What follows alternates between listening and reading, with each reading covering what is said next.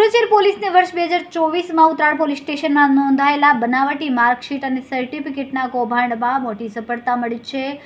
લાંબા સમયથી ફરાર રહેલા બે મુખ્ય આરોપીઓ બોની વિનોદભાઈ તાડા અને વૈભવ અશ્વિનભાઈ તાડાને ક્રાઇમ બ્રાન્ચની ટીમે ઝડપી પાડ્યા છે. આ આરોપીઓ વિવિધ યુનિવર્સિટીઓ શિક્ષણ બોર્ડના બોગસ દસ્તાવેજો બનાવીને વિદ્યાર્થીઓ પાસેથી આર્થિક લાભ મેળવી રહ્યા હતા.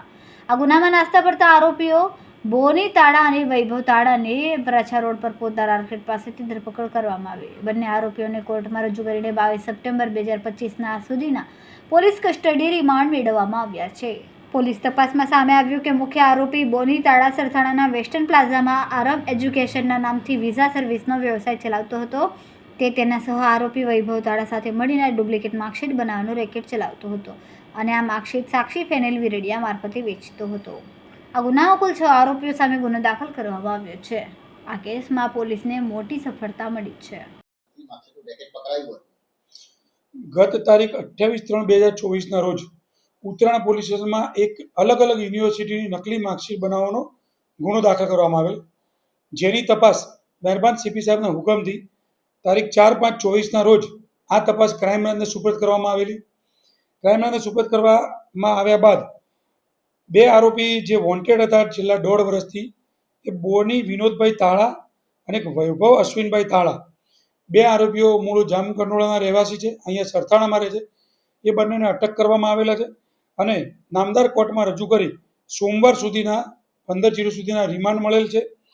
આ બંને આરોપીઓ એમાં ભેગા મળી અને અગાઉ વિઝા સર્વિસ કન્સલ્ટન્સીનું કામ કરતા હતા અને એ પછી એ લોકો આ જે તે વખતનો કોન્ટેક્ટ થતા એમને નકલી માર્કશીટ બનાવવાનું નક્કી કર્યું છે અને એ રીતે આ માર્કશીટ બનાવી અને અલગ અલગ પૈસામાં વેચતા હતા.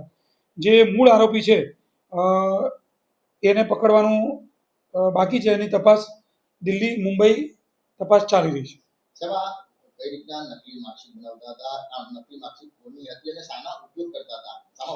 આ અલગ અલગ યુનિવર્સિટીનો જે સ્ટુડન્ટો મળી આવે, અલગ અલગ જે યુનિવર્સિટી માગે એની એજન્ટો મારફતે માર્કશીટ બનાવતા હતા અને પૈસા સારા મળવા માંડે એટલે એમને આ ધંધો ચાલુ કરી દીધેલો છે. અને આ જે મેઇન એજન્ટ છે જે બનાવે છે એને પકડવાની તજવીજ ચાલુ છે. યુનિવર્સિટીમાં ઉપયોગ કરતા હતા મેક્સિમમ. ના, આમાં યુનિવર્સિટીનો કોઈ રોલ નથી, પણ કૌભાંડ જે રીતે બહાર આવેલું છે કે નકલી માર્કશીટ હાથમાં આવતા પોલીસને બાતમી આધારે ગુનો દાખલ કરવામાં આવેલ છે અને અલગ અલગ યુનિવર્સિટીમાં ઉપયોગ કરવાનો પ્રયત્ન કરતા.